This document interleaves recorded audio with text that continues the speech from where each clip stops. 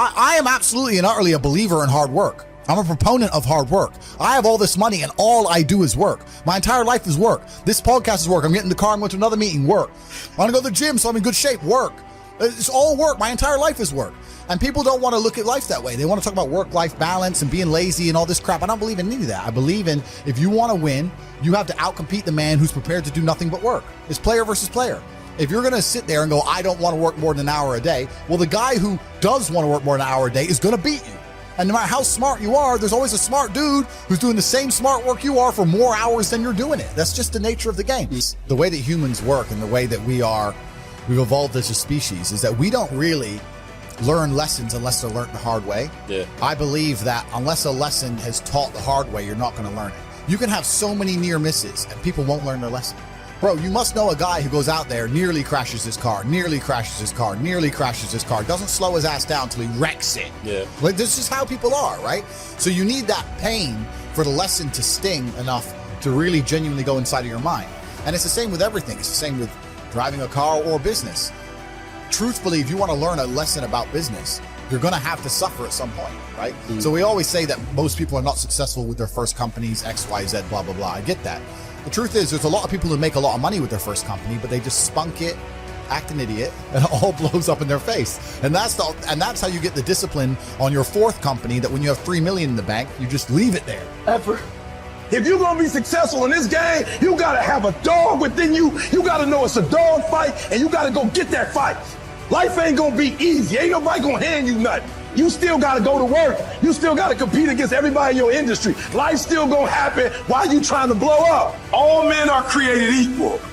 Some just work harder. You wanna know what it takes to succeed as bad as you wanna breathe. It's what goes on when the cameras go off. Hard work, determination, and grit. You will not outwork me. I will get up earlier than you. I will go to sleep later than you. I will put in more hours than you. I will read more than you. I will grow. I will do whatever it takes. What are you going to do to separate yourself? You got to learn how not to give up or how not to give in. And you got to understand that greatness is within you. And you got to pull it out. You got to climb every mountain. You got to climb. You got to. But whatever you do, you cannot give up. You cannot give in. Nobody ever said it would be easy.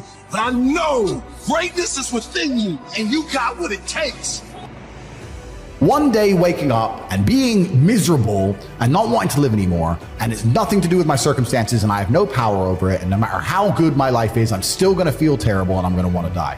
That's not an idea I subscribe to. That's not a reality I'm ever going to want. But that's a reactive depression, isn't it? You can be reactive depressed for the day, for example, feeling for a while. Or even chronically, yeah. Feeling depressed is real. Yeah. Depression as a disease, I do not subscribe to.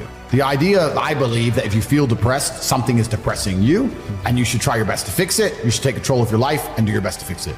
The idea, but they don't say that. They don't talk that. They say depression like it's this magic thing that comes out the sky and it gets in your brain, and you're sad no matter what, and there's nothing you can do about it, and you need to only take pills. And I think that's a very bad way to look at the world, and that's a bad idea to subscribe to. And if you start to feel depressed, let's say your girl leaves you and you start to feel depressed, but you believe in the idea of depression, you're now going to start diagnosing yourself as clinically depressed, self-hypnosing yourself into hypnotizing yourself into being clinically depressed.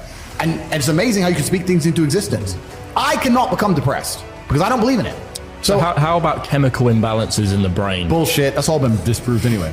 Really? It's all been disproved. Firstly, that's all been disproved. And secondly, even if that was true, even if I had a chemical imbalance in my brain, I do not believe in depression. That's just who I am as a person. I don't believe in it. I do not believe in things that take power away from me.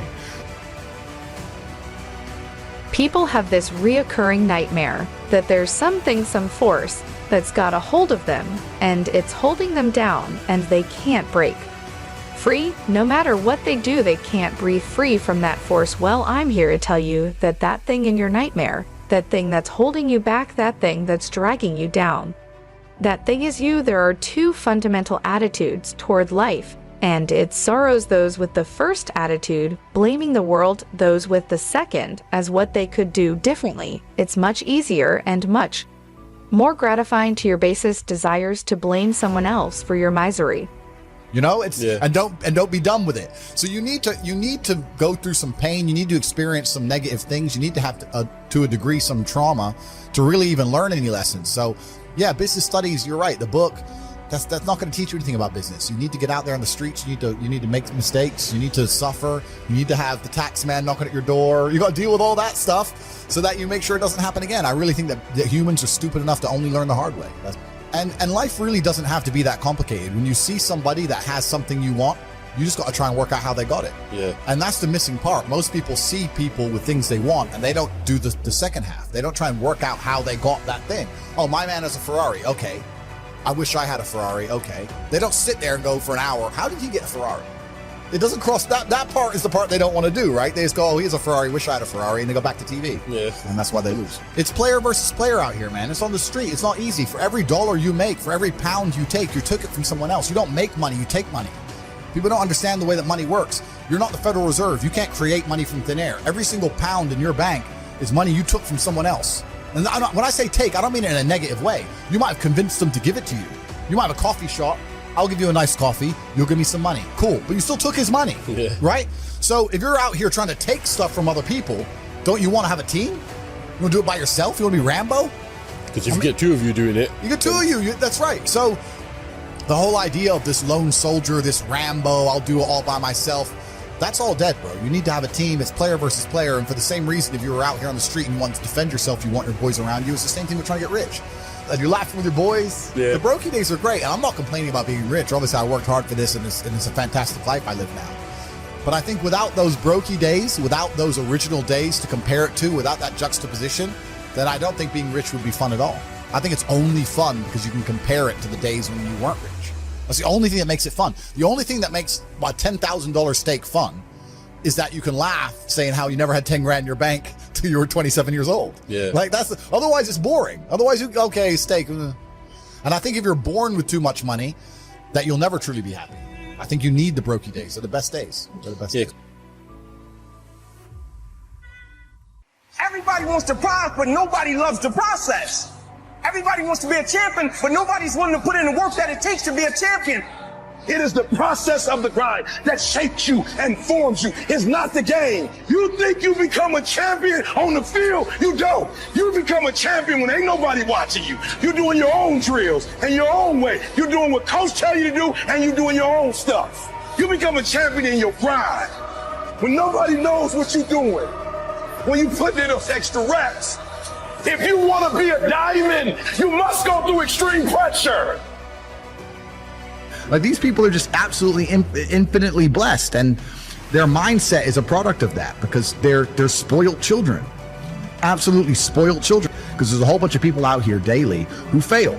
There are men out here who fail daily, and they have yet to feel the true consequence for it. They fail to go to the gym when they know they should have gone to the gym. They fail because they forgot their keys and it took them 10 minutes to find them. They fail because they replied to a question they got sent on WhatsApp the wrong way. They fail because they didn't smile when they were supposed to. They didn't say please and thank you to that person who helped them. They fail because they didn't say hi to that girl who's looking at them out the corner of their eye. They just fail perpetually. They go through life missing every opportunity and just failing. And somehow we've built a society which is so soft and God is so giving and so graceful that they still have a place to eat and somewhere to sleep, and they're still surviving. That shows how nice God is. Yeah. Because before this society, truthfully, if you were that level of failure, you would be dead. Survival of the fittest. It's survival of the fittest. And none of these men out here are fit. No. Their mindset isn't fit. Their reality isn't fit. They're failures. They're failures. Yeah. And they're just failing every single day. And they go, oh, but you know what? Tomorrow I'll go to the gym. Yeah. You've been failing your whole life. That's all you've done is fail. And then you sit and wonder why people like me absolutely and utterly outcompete you. It is so easy to become a top tier male in the world today because the competition is so ridiculously low. There are 2% killers like me, and everybody else, amateur. Head to toe amateur. They can't even pay attention to anything. They can't try anything. They're amateurs. And it's really mind-blowing to me because I've tried with all of my computational power to imagine having a mindset different to mine.